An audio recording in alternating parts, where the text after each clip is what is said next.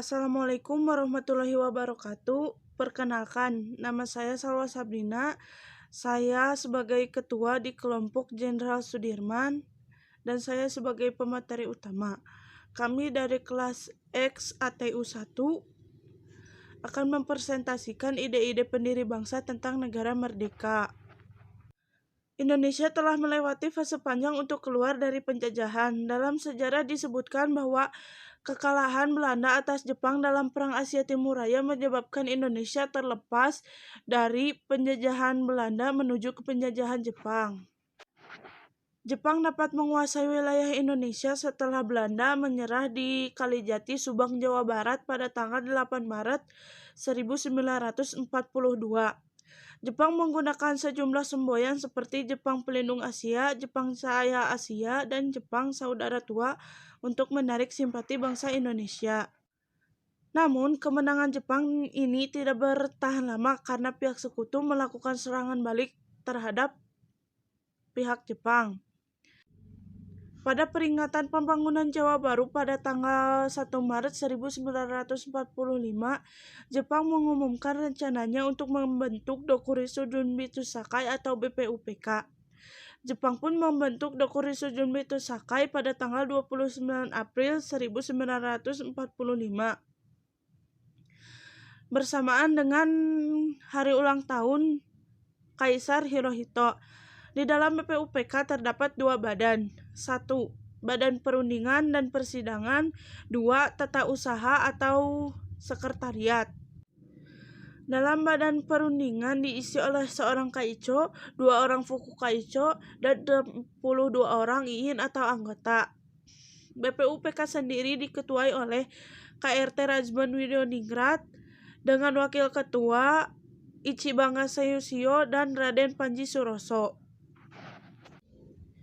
BPUPK ini melaksanakan 2 kali persidangan, 1 pada tanggal 29 Mei sampai 1 Juni 1945 membahas tentang dasar negara, 2 pada tanggal 10 sampai 17 Juli 1945 membahas tentang rancangan undang-undang dasar. Ada sejumlah tokoh yang turut menyampaikan pidato pada sidang pertama BPUPK. Beberapa sumber menyebutkan bahwa pada sidang pertama BPUPK selama 4 hari terdapat 32 anggota. 11 orang pada tanggal 29 Mei 1000. Assalamualaikum warahmatullahi wabarakatuh. Perkenalkan, nama saya Meisya Rosmia. Saya sebagai pemateri kedua. Nama yang berpidato pada 29 Mei 1945 yaitu Margono, Sosrodiningrat, Sumitro, Wiranata Kusuma, Purjaningrat, Surjo, Susanto, Sudirman, Dasat, Rosena, dan Aris. Pada 30 Mei 1945 ada 9 tokoh yang berpidato pada sidang BPUPK. Adapun pada sidang BPUPK tanggal 31 Mei 1945 ada 14 tokoh yang berpidato. Sementara pada tanggal 1 Juni 1945, anggota BPUPK yang berpidato diantaranya Baswedan, Muzakir, Oto Iskandar Dinata, dan Soekarno. Terdapat 3 pokok bahasan dalam sidang BPUPK berkenaan dengan dasar negara, yaitu 1. Apakah Indonesia akan dijadikan sebagai negara kesatuan atau negara feodal atau negara perserikatan? 2. Masalah dan negara. 3. Apakah negara akan menjadi republik atau kerajaan? Sebelumnya, yang menjadi rujukan utama adalah naskah persiapan Undang-Undang Dasar 1945 karya Muhammad Yamin. Ada 2 dokumen penting terkait dengan dokumentasi sidang BPUPK. Pertama, dokumen Mr.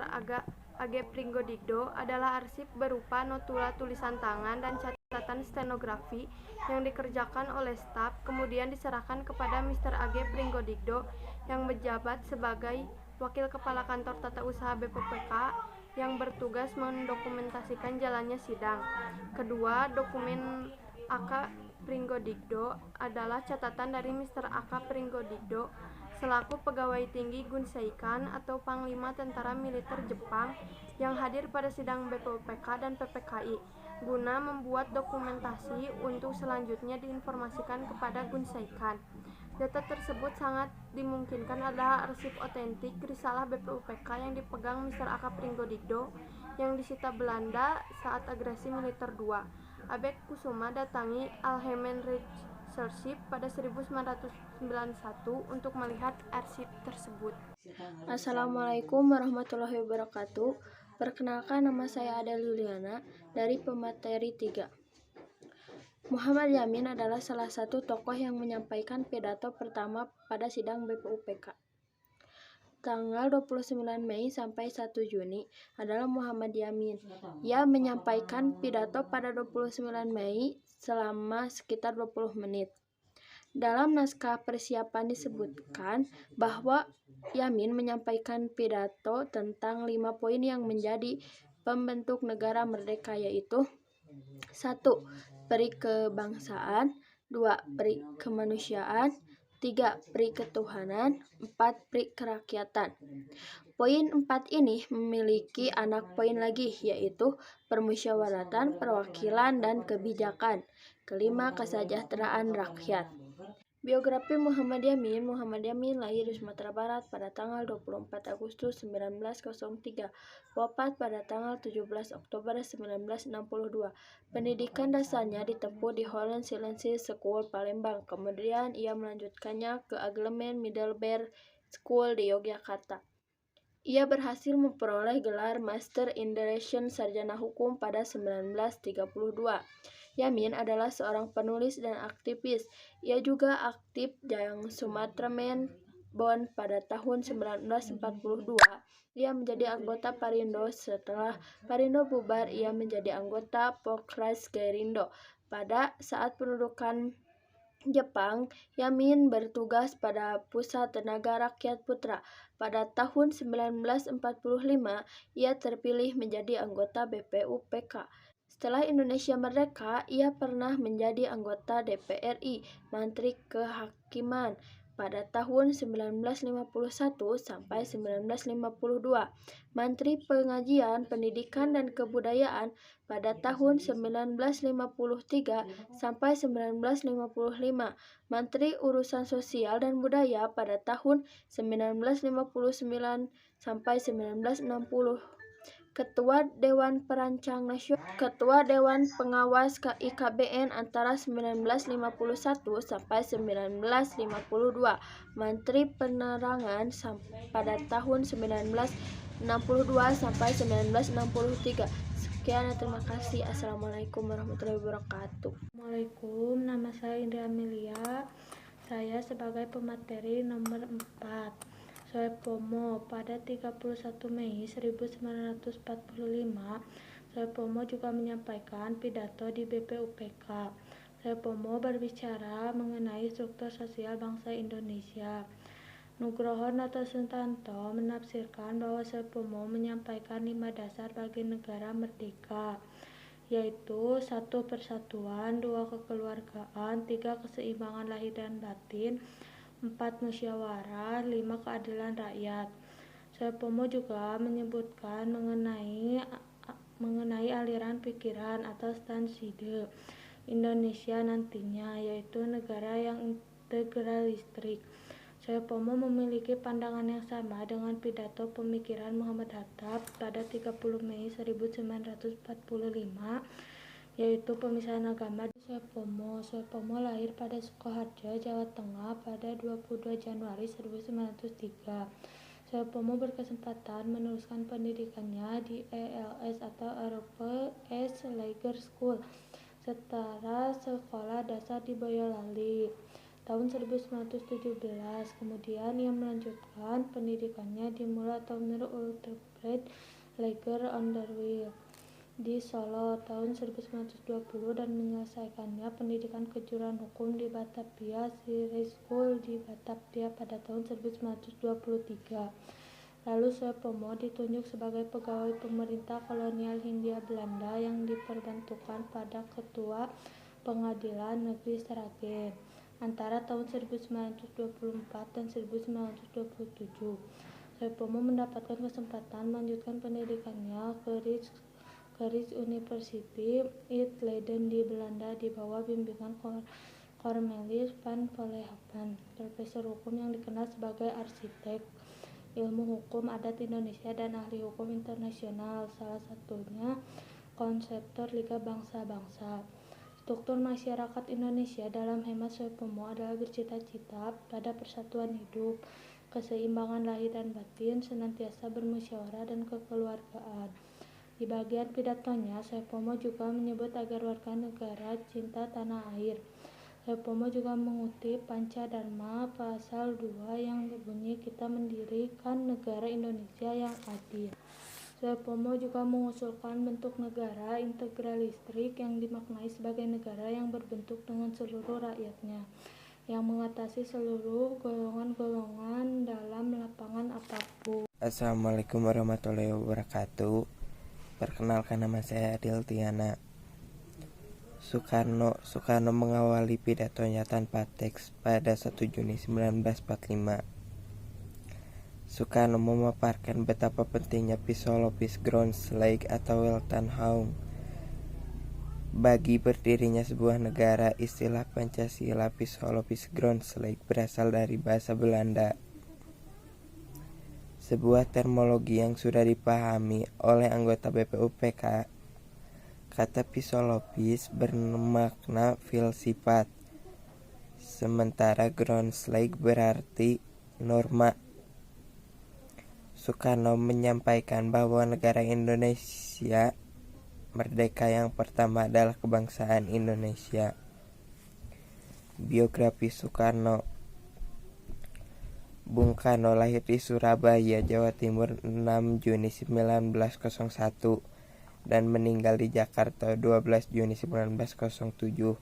Ayahnya bernama Raden Sukmi Sosodiharjo dan ibunya bernama Ida Ayu Nyoman Rai. Semasa hidupnya Soekarno mempunyai 3 istri dan dikaruniai 8 anak. Dari istri Fatmawati mempunyai anak Guntur, Megawati, Rahmawati, Sukamawati, dan Guru. Masa kecil Soekarno hanya beberapa tahun hidup bersama orang tuanya di Blitar. Semasa SD hingga tamat Soekarno tinggal di Surabaya. Beliau memutuskan ajaran dan mendirikan PNI, Partai Nasional Indonesia, pada 4 Juli 1927 dengan tujuan Indonesia merdeka. Soekarno bergabung dengan Partindo dan sekaligus memimpinnya. Soekarno kemudian ditangkap Belanda dan dibuang ke N. Flores tahun 1933. 4 tahun kemudian dipindahkan ke Bengkulu. Bung Karno dan Bung Hatta memproklamasikan kemerdekaan RI pada 17 Agustus 1945. Dalam sidang BPUPK tanggal 1 Juni 1945, Soekarno mengemukakan ganasnya proklamasikan kemerdekaan Indonesia. Dalam sidang PPKI 18 Warahmatullahi wabarakatuh. Perkenalkan, nama saya Revan Maulana sebagai pemateri ke-6. Soekarno kembali melanjutkan kepada dasar yang ketiga. Dasar itu ialah dasar mufakat, dasar perwakilan, dan dasar permusyawaratan. Kemudian Soekarno melanjutkan dengan prinsip yang keempat, yaitu prinsip kesejahteraan. Prinsip tidak akan ada kemiskinan di dalam Indonesia merdeka. Prinsip yang kelima menurut Soekarno: 1. Kebangsaan Indonesia. 2. Internasionalisme atau perikemanusiaan. 3. Mufakat atau demokrasi. 4. Kesejahteraan sosial. Prinsip Indonesia merdeka dengan bertakwa kepada Tuhan Yang Maha Esa. Prinsip ketuhanan bukan saja bangsa Indonesia bertuhan, tapi masing-masing orang Indonesia hendaknya bertuhan. Kelima, prinsip dasar atau filosofi Grondslag atau Weltanschauung tersebut oleh Soekarno tidak disebut dengan Pancadharma. Dengan petunjuk temannya yang ahli bahasa, kelima tersebut dinamakan sebagai Pancasila. Namanya bukan Pancadharma, tapi saja dinamakan itu dengan petunjuk seorang teman kita ahli bahasa, namanya ialah Pancasila. Sila artinya asas atau dasar, dan di atas kelima dasar itulah kita mendirikan negara Indonesia kekal dan abadi.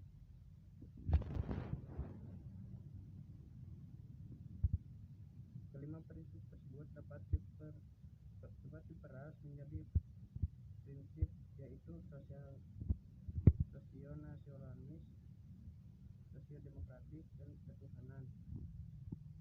Assalamualaikum warahmatullahi wabarakatuh. Perkenalkan, nama saya Rosandi dari pemateri 7.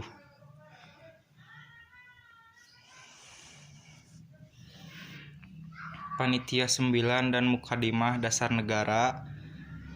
Sejumlah anggota BPUPK mengadakan pertemuan untuk membicarakan langkah berikutnya, yang kemudian terbentuk 2 panitia kecil. Panitia Kesatuan beranggotakan 8 orang, bertugas untuk mengumpulkan berbagai usulan para anggota untuk kemudian dibahas pada sidang berikutnya. Sementara panitia kedua beranggotakan 9 orang, bertugas menyusun pembukaan hukum dasar. Dari kepanitiaan di atas terdapat 5 orang yang merangkap dalam 2 kepanitiaan sekaligus, yaitu Soekarno, Muhammad Yamin, Kiai Haji Wasid Hashim, Muhammad Hatta, dan Maramis. Panitia 8 berhasil membuat 9 pokok pikiran yang diusulkan para anggota BPUPK, yaitu A. Usulan yang meminta Indonesia merdeka selekas-lekasnya. B. Usulan yang meminta mengenai dasar negara. C. Usulan yang meminta mengenai sosial unifikasi atau federasi. D. Usulan yang meminta mengenai bentuk negara dan kepala negara. C. Usulan yang meminta mengenai warga negara. E. Usulan yang meminta mengenai daerah. G. Usulan yang meminta mengenai agama dan negara. H. Usulan yang meminta mengenai pembelaan. I. Usulan yang meminta mengenai keuangan. Piagam Jakarta dan upaya kompromi. Salah satu topik dari 9 pokok bahasan yang sangat alot pembahasannya adalah soal hubungan agama dan negara. Lobi-lobi di antara anggota panitia 9 dilakukan. Pidato Soekarno yang secara gamblang menjelaskan dasar negara akhirnya disepakati rancangan asas atau dasar Indonesia Merdeka, yang diberi nama oleh Soekarno sebagai Mukadimah. Muhammad Yamin menyebutnya sebagai Piagam Jakarta. Isinya sebagai berikut. 1. Assalamualaikum warahmatullahi wabarakatuh. Perkenalkan, nama saya Sidik Ramadhan. Saya pemateri ke-8. Sehari setelah proklamasi kemerdekaan 18 Agustus 1945, PPKI melaksanakan sidang. Dalam sidang inilah peristiwa penghapusan 7 kata dalam Piagam Jakarta terjadi. Muhammad Hatta adalah satu tokoh penting di balik ide penghapusan tujuan kata tersebut. Alasannya, sejumlah pihak keberatan dengan adanya tujuan kata tersebut sehingga berpotensi terjadi perpecahan. Diskusi dan lobi-lobi dilakukan kepada sejumlah tokoh yang selama ini mengusulkan Indonesia berasaskan Islam seperti Ki Agus Hadikusumo dan Ki Hajar Muhammad. Tanggal 31 Mei 1945, ia berbicara mengenai struk sosial bangsa Indonesia. Soekarno menyampaikan pidato pada 1 Juni 1945 yang berisi 5 dasar negara. 1. Kebangsaan Indonesia. 2. Pri kemanusiaan atau internasionalisme. 3. Mufakat atau demokrasi. 4. Kesejahteraan sosial. Dan 5. Ketuhanan terhadap kelima dasar tersebut. Soekarno mengusulkan nama Pancasila. Setelah sidang BPUPK dibentuk Panitia 8 dan Panitia 9. Panitia 8 bertugas untuk mengumpulkan berbagai usulan para anggota, sementara Panitia 9 bertugas menyusun pembukaan hukum dasar. Ada 9 pokok usulan yang berhasil dirangkum oleh Panitia 8, yaitu 1. Usulan yang meminta Indonesia merdeka selekas-lekasnya. 2. Usulan yang meminta mengenai dasar negara. 3. Usulan yang meminta mengenai sosial unifikasi atau federasi. 4. Usulan yang meminta mengenai bentuk negara dan kepala negara. 5. Usulan yang meminta mengenai warga negara. 6. Usulan yang meminta mengenai daerah. 7. Usulan yang meminta mengenai agama dan negara. 8. Usulan yang meminta mengenai pembelaan. Dan yang 9. Usulan yang meminta mengenai keuangan. Panitia 9 mengadakan rapat pada tanggal 22 Juni 1945 tentang dasar negara. Piagam Jakarta adalah kesepakatan Panitia 9 dan di dalamnya terdapat 7 kata dengan kewajiban menjalankan syariat Islam bagi pemeluk-pemeluknya.